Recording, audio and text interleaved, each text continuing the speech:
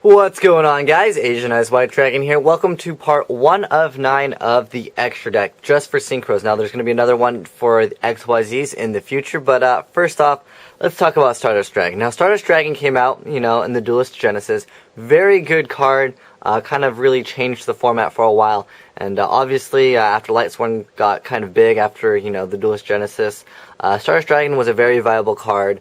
And so it definitely deserves a place into kind of like a staple for the extra deck. Now, through the game and how it's kind of evolved, D-Prison, which just got reprinted again in Legendary Collection, it saw a lot more play. And obviously, if you're playing in any Tech Genesis deck, they're going to probably be maining that. But Stardust pretty good.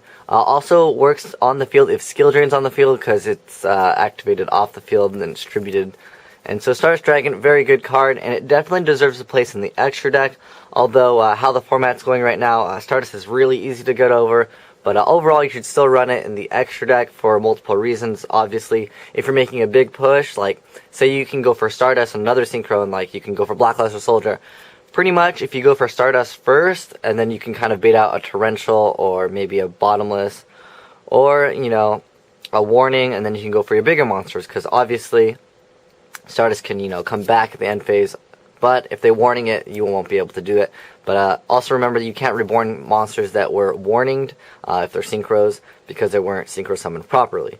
So Stardust definitely deserves a place in here, in the staple, because when you're making all those big pushes, like I said, he's just too good, and, obviously coming back is good, and then, like, if your opponent does reborn him, and then they activate Stardust's effect, since the Stardust is yours, it'll come back to your side of the field. So it kind of puts your opponent in a situation where if something would be destroyed, they'll usually let it go through if they have your Stardust.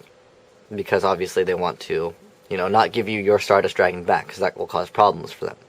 But you won't want to use this against Dark Worlds, nor will you really want to use it against an Agent deck. However, if you have like a Utopia Stardust, that's kind of like a good setup now. Obviously, because they have to destroy something, and obviously they'll have to attack one of them, and obviously Utopia can help you out with that.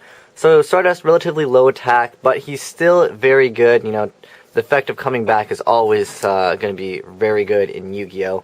Plus, anything that destroys, even Bottomless, pretty good. So again, when you make your big pushes, go for Stardust, and I think that you will be set for victory.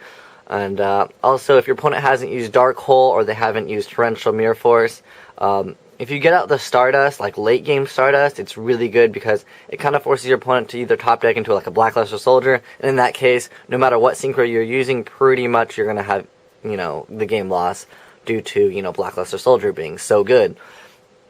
But Stardust definitely is going to be spot number 1 in the staples in the extra deck. But thanks for watching, guys. Part 2 coming up soon. Asian Eyes White Dragon, signing out.